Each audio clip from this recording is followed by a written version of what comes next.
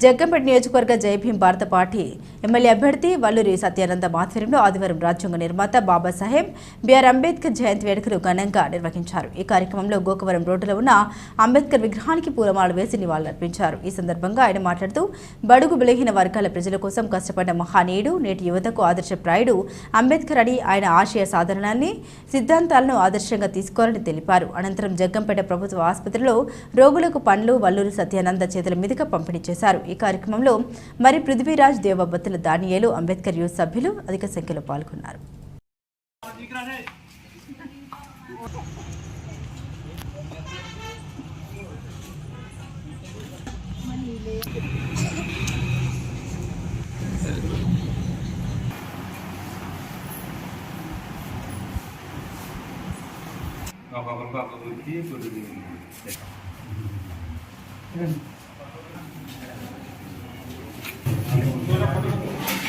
నూట 33వ doctor BR Ambedkar జయంతి పురస్కరించుకొని జగ్గంపేట ప్రభుత్వ ఆసుపత్రిలో మరి ఫ్రూట్స్ పంపిణీ చేయడం జరిగింది.